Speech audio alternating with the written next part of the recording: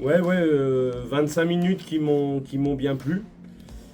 Jusqu'à la 25e, on est encore devant. Même si un petit peu de regret sur ce temps fort dans le deuxième quart-temps où on mène de mémoire 36 à 29 et ils reviennent on fait deux bêtises de suite, ils reviennent à 36-33. Et je pense que là c'est un temps fort aussi où on doit pouvoir prendre un petit peu d'avance. Et après, ouais, plus compliqué sur les 15 dernières minutes, une fois qu'ils ont pris l'avantage.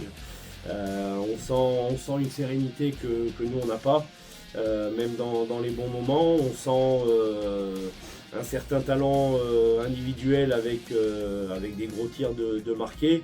Et là où je pense que nous on rate aussi, on rate quelques tirs faciles, mais on manque aussi à mon avis de dureté en défense sur ces 15 dernières minutes où finalement on fait des fautes, mais on fait des fautes de gentils. Je pense qu'on n'est pas assez méchant défensivement.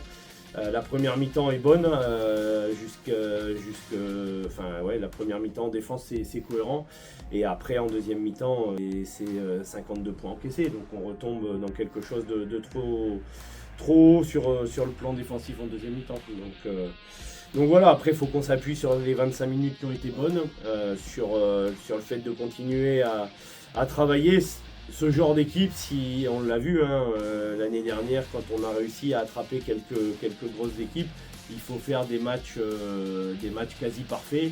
Il faut réussir à emballer le match, il faut réussir sur ces temps forts, au lieu de rester à plus 7, de réussir à partir à 10, 12, voire 14 pour vraiment mettre du doute chez l'adversaire. Et aujourd'hui, il nous a manqué aussi ça. Donc voilà, on va s'appuyer sur ces 25 minutes-là et puis travailler aussi par rapport à ce qui nous a manqué sur les 15 dernières. Ouais, après, l'ampleur du score, il n'y a pas de panier rajouté. L'ampleur du score, elle est réelle.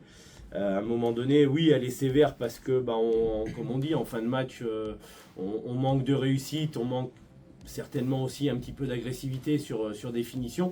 Alors soit on se cache derrière nos responsabilités puis on se dit qu'on n'a pas eu de chance, soit on se dit qu'on aurait dû être un peu plus agressif ou faire un peu mieux les choses pour être plus efficace.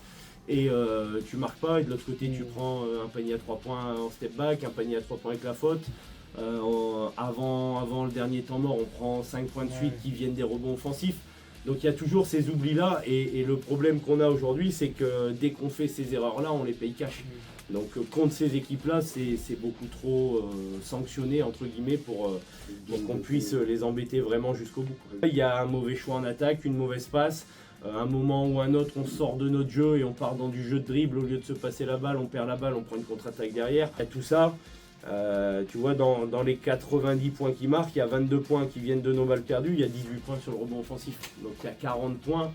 Alors on sait très bien que ce sera jamais 0 sur les balles perdues et 0 sur les rebonds off, mais 40 qui sont sur des situations qu'on doit pouvoir maîtriser. Donc ça, faut qu'on arrive à le réduire un petit peu.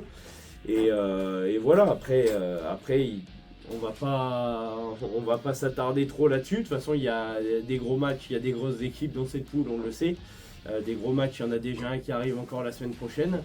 Voilà, pour nous, tous les matchs sont importants, tous les matchs sont contre des équipes qui me paraissent moins solides. Donc à nous de continuer à progresser pour aller chercher ces matchs-là.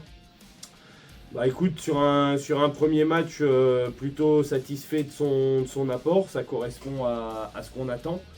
Après, il faudra forcément confirmer ça. Je pense qu'il a besoin aussi de prendre du rythme de jeu, parce que même s'il s'entraînait, même s'il y avait cette intensité, cette opposition à l'entraînement, le fait de ne pas jouer ou de jouer en espoir, c'est quand même un championnat qui est différent.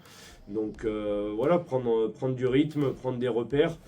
C'est un garçon qui s'intègre bien dans ce qu'on veut, dans l'état d'esprit. Son état d'esprit m'a beaucoup plu ce soir sur le terrain. Et puis il arrive à organiser le jeu. Maintenant, encore une fois, c'est ce que j'ai dit aux garçons, ça doit être un apport supplémentaire. Ça veut dire que c'est pas parce que Théo arrive qu'on peut se permettre d'avoir moins d'autres joueurs.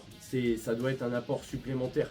Et aujourd'hui, on n'a pas non plus nos 10 joueurs qui nous apportent ce qu'ils sont en capacité de nous apporter habituellement. Donc à nouveau, contre ces grosses équipes, si sur les 10, tu n'en as pas 8 qui sont pas loin du maximum de ce qu'ils peuvent faire, bah, c'est trop compliqué de gagner. Donc il faut aussi qu'on arrive tout le monde arrive à retrouver sa place, parce que malgré tout ça redistribue les cartes. Ça redistribue les rôles, ça redistribue les temps de jeu, ça redistribue une organisation de 5 majeurs, des postes différents. Donc il faut que tout le monde retrouve aussi des repères par rapport à ça, et on va bien travailler là-dessus cette semaine pour avancer dans ce sens-là. Aujourd'hui, nous on a besoin de ce côté patron, organisateur, et il sait qu'on a confiance en lui par rapport à ça, ça fait partie de ses caractéristiques. C'est clair aussi pour l'équipe que l'âge n'en fait pas un joueur entre guillemets secondaire par rapport à ce rôle-là. Il est meneur, il doit être patron, et aujourd'hui c'est clair pour tout le monde, c'est lui qui est garant du jeu qu'on veut mettre en place. Donc il faut que ça continue dans cette voie-là, et qu'on continue, comme je l'ai dit tout à l'heure, à progresser et à améliorer le reste.